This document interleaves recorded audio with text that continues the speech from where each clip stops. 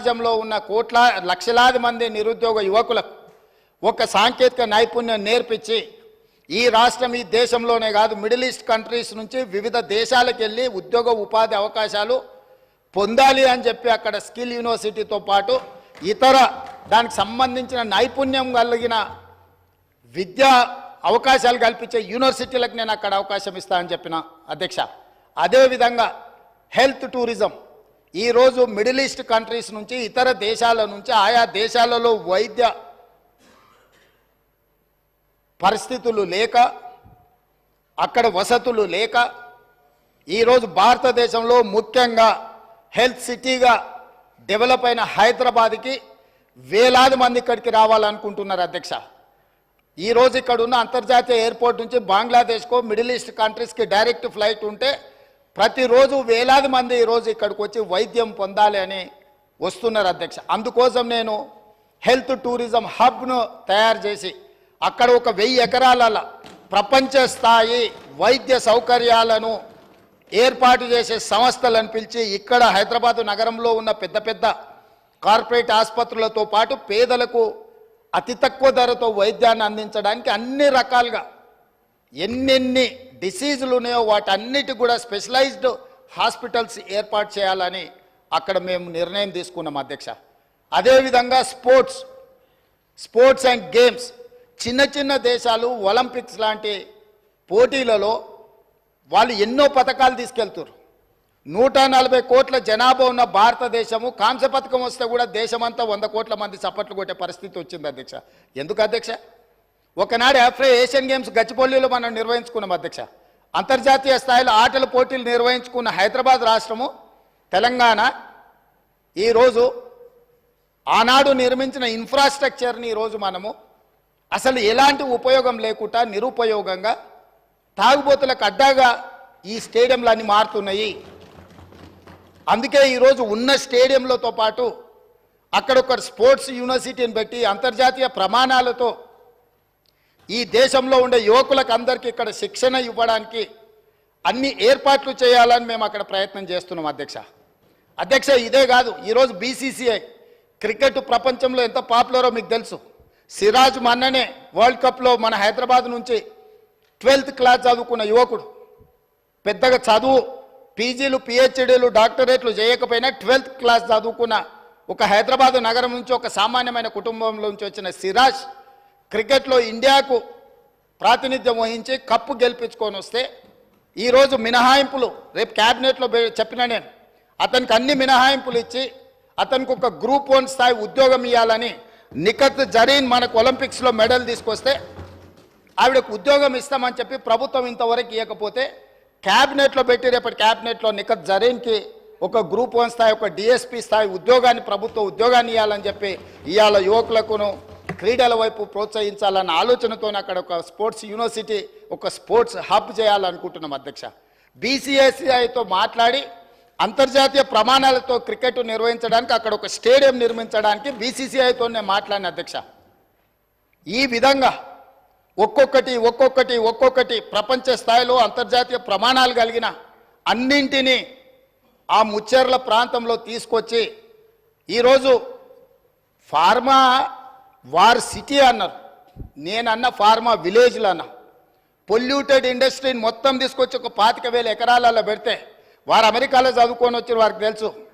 Newark airport పక్కన ఇట్లనే అన్ని పొల్యూటెడ్ ఇండస్ట్రీస్ పెడితే లాస్ట్గా నగరమే మొత్తం తరలిపోవాల్సిన పరిస్థితి వస్తే ఆ ఇండస్ట్రీని ఇంకెక్కడికో పంపించారు. అదెందుకు అధ్యక్ష? మీకు నాకు వారికి తెలుసో తెలియదో నాకు తెలియదు. దిల్సునగర్ ప్రాంతంలో వారికి ఎంత పరిచయం ఉందో, ఒక సిరీస్ కంపెనీ 30 ఎకరాలలో ఉంటే కొన్ని వేల ఎకరాల ప్రాంతంలో కలుషితమైపోయి బోర్ వేసుకుంటే ఆ నీళ్లతో అన్నం వండుకుంటే వెనకటికి సారె పెట్టుకొస్తే పసుపు బియ్యం వండేటోళ్ళు తెలుసు కదా, పచ్చగా ఎల్లోగా. అట్లా సామాన్యులు ఆ బోర్ నీళ్లతో వంట వండుకుంటే పసుపు బియ్యం వండుకొని తిన్నట్టుగా ఉండి ఆ ఏరియాల కలుషితం కేవలం 30 ఎకరాలలో ఉన్న సిరీస్ ఫ్యాక్టరీతోని మొత్తం చైతన్యపురి దిల్సుకున్నారు ఆ ప్రాంతమే పూర్తిగా కలుషితం అయిపోయింది అధ్యక్ష. ఆ ఫ్యాక్టరీని తొలగిస్తే కానీ తొలగించినాక ఈరోజు కూడా ఇంకా భూమిలో ఆ కలుషితం ఇంకా కొనసాగుతూనే ఉంది అధ్యక్ష. అందుకే నేను ఆ ఏరియాలో ఇట్లాంటి పొల్యూటెడ్ ఇండస్ట్రీ కాకుండా జినోమ్ వ్యాలీలో ఏదైతే ఫార్మా రిలేటెడ్ ఇండస్ట్రీస్ ఉన్నాయో, ఫార్ములేషన్స్ అంటే ట్యాబ్లెట్స్ చేసేటివి ఉన్నాయో, R&D ఉందో, రీసెర్చ్ అండ్ డెవలప్మెంట్, ఇప్పుడు IDPL బంద్ అయిపోయింది అధ్యక్ష. ఇట్లాంటివన్నిటిని కూడా అక్కడ ఒక 4000 ఎకరాలలో ఒక అద్భుతంగా ప్రపంచానికి ఇవాళ వ్యాక్సిన్, కోవిడ్ వ్యాక్సిన్ ఎవరు తయారు చేసిండ్రు అధ్యక్ష? ప్రపంచంలో 4 వ్యాక్సిన్లు ఉంటే 3 వ్యాక్సిన్లు మనం తయారు చేసినాం అధ్యక్ష. భారతదేశంలో 4 వ్యాక్సిన్లు వస్తే 3 మన దగ్గర ఉన్నాయి, ఒకటి పూణే నుంచి వచ్చింది. సో ఈరోజు ఫార్మాకి మనం అధ్యక్ష, అదేవిధంగా మా మిత్రుడు శ్రీధర్ బాబు గారు ఉన్నారు. ఇవాళ ఆర్టిఫిషియల్ ఇంటెలిజెన్స్ ఈరోజు ప్రపంచాన్నే ఏలుతుంది. ఈరోజు ఏం కావాలన్నా అద్భుతాలు సృష్టిస్తుంది. ఆర్టిఫిషియల్ ఇంటెలిజెన్స్ ఈరోజు అగ్రికల్చర్కి, సింక్రనైజ్ అగ్రికల్చర్ కూడా మొత్తం దాన్ని అనుసంధానం చేసి, ఇతర వృత్తులకు అనుసంధానం చేసి, ఈరోజు ప్రపంచం అంతా ఐటీ రంగం నుంచి ఆర్టిఫిషియల్ ఇంటెలిజెన్స్ అటువైపు వెళ్తున్నది అధ్యక్ష. అక్కడ 200 ఎకరాల ఒక ఆర్టిఫిషియల్ ఇంటెలిజెన్స్ హబ్ను పెట్టి ప్రపంచ స్థాయిలో పేరుగాంచిన సంస్థలను అక్కడ తీసుకొచ్చి అక్కడ ఏర్పాటు చేయాలని మేము ప్రయత్నం చేస్తున్నాం అధ్యక్ష. రోజుకు 18 గంటల అధికారులను సమన్వయం చేసుకుంటూ ప్రపంచంలో ఉన్న ప్రతి ఒక్కరిని మేము సంప్రదిస్తూ ముందుకెళ్తున్నాం. ఈ ఆర్టిఫిషియల్ ఇంటెలిజెన్స్ గురించి మేము చర్చించుకునేటప్పుడు ఏదో ప్రశ్న వచ్చింది, ఆర్టిఫిషియల్ ఇంటెలిజెన్స్కు కేటీఆర్కు పోలికేంది అని ఎవరో ఇట్లా వాళ్ళు మాట్లాడుతా ఏదో అడిగినారు అధ్యక్ష మా మంత్రి గారికి. అంటే ఒక ఆయన సమాధానం చెప్పిండు, ఆర్టిఫిషియల్ ఇంటెలిజెన్స్లో కేటీఆర్ గారు 100% ఆర్టిఫిషియల్, 0 ఇంటెలిజెన్స్ అని చెప్పిండ్రు అధ్యక్ష.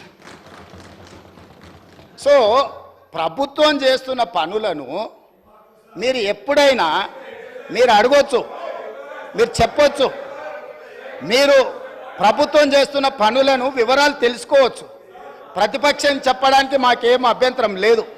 కాబట్టి ఇవాళ ఆ ప్రాంతాన్ని ఒక అద్భుతమైన నగరంగా వారు ఏదైతే మెట్రో రైల్ గురించి చెప్పినరో, నేను ఇప్పుడు మళ్ళీ కూడా చెప్తున్నా అధ్యక్ష, అంతర్జాతీయ ఎయిర్పోర్టు నుంచి ముచ్చర్లలో ఈరోజు నిర్మించబోయే 4th సిటీ అధ్యక్ష, హైదరాబాద్, సికింద్రాబాద్ సిటీ, సైబరాబాద్ సిటీ, ఇప్పుడు ముచ్చర్లలో 4th సిటీని మేము ఈరోజు ఎస్టాబ్లిష్ చేయబోతున్నాము.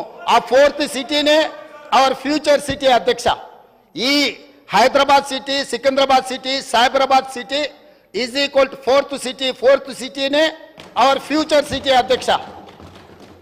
ఇవాళ అంతర్జాతీయ ఎయిర్పోర్ట్ వరకు మెట్రో తేవడమే కాదు, అంతర్జాతీయ ఎయిర్పోర్ట్ నుంచి ముచ్చర్లలో నిర్మించబోయే ఒక గొప్ప నగరానికి మెట్రో రైల్ రవాణా సౌకర్యాన్ని కూడా ఏర్పాటు చేసి ప్రపంచమంతా ఎక్కడ పెట్టుబడులు పెట్టాలి అని అంటే అక్కడికి వచ్చి పెట్టుబడులు పెట్టాలి.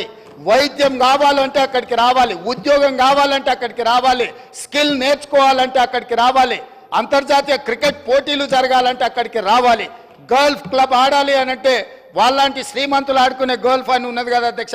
మాకు తెలియదు, మేము ఊర్ల నుంచి వచ్చిన వాళ్ళం, కానీ వాళ్ళ శ్రీమంతుల కోసం పెట్టుకునే గోల్ఫ్ ఉంది కదా.